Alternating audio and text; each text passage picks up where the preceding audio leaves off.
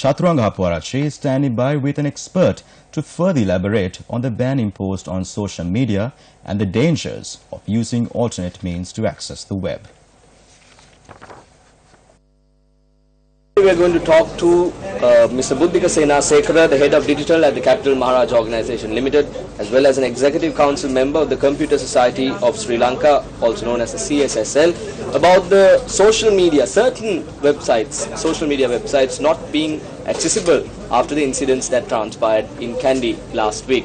Mr. Senasekara, let me draw your attention to this issue that everyone seems to be interested in. Social media ban.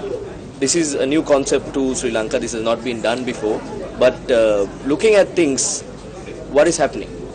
Yeah, social media ban is a new concept or a new experience to Sri Lankan users. It's not a ban on the internet, but ban or a prevention of accessing the social media, certain social media, selected social medias like Facebook and WhatsApp, either via applications or through the websites. So the Sri Lankan public has not been able to access these social medias ever since this ban or the so-called ban is implemented. Sir, now when things like this happen, people have found out alternatives or a shortcut method to go in and use these websites. They are using a virtual private network or a VPN, because now there seems to be an opinion in the masses that using a VPN and accessing social media websites like Facebook and so on is an illegal method. Is that the right way to put it? Or? No, that is not the right way to put it, because the businesses and certain individuals who does business with foreign clients and with different parties has been using VPNs, paid or free, legitimately. But there is a danger which most of the people now, Sri Lankan community, public got to know about this VPN usage and what is VPN and how to use it, and the fact that it can be used to access certain restricted sites only with these incidents. But what they didn't know was that also posed a lot of danger, especially the free VPNs, which actually opens a direct passage to your computer or the phone or whatever the instrument that you are using it. And also, like, there was a phenomena to block the VPNs also, but that's not that shouldn't have been the approach, because it's rather impossible to block all the VPN. There are hundreds and thousands of VPNs clients out there in use. Mr. Senasekara, now you're a member of or executive council member of the CSSL.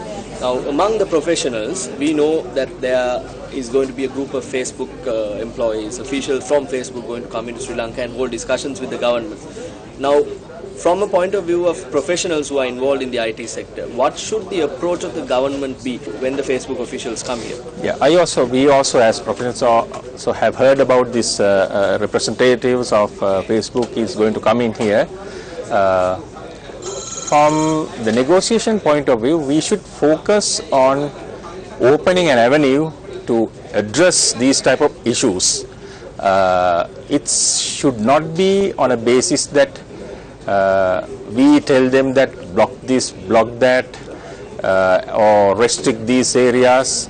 I don't think it's feasible.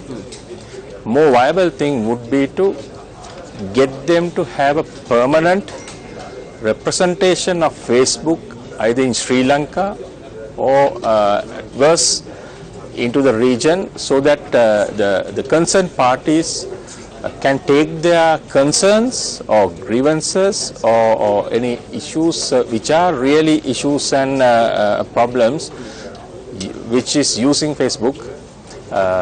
There should be a facilitation for such parties, legitimate and representative parties, to take such matters into them. So ideally they should be having a presence here, and we believe that, with the developments took place the previous times and also what is happening now and what may happen in the future, is an ideal time to base our negotiations or discussions on such base. A social media website like Facebook, massive operation happening, but they also seem to have found mechanisms to stop or remove any content that is violating a copyright of someone else. Now, can't that similar software or the technology be used when controlling things like hate speech and... Yeah, yes, it can be used.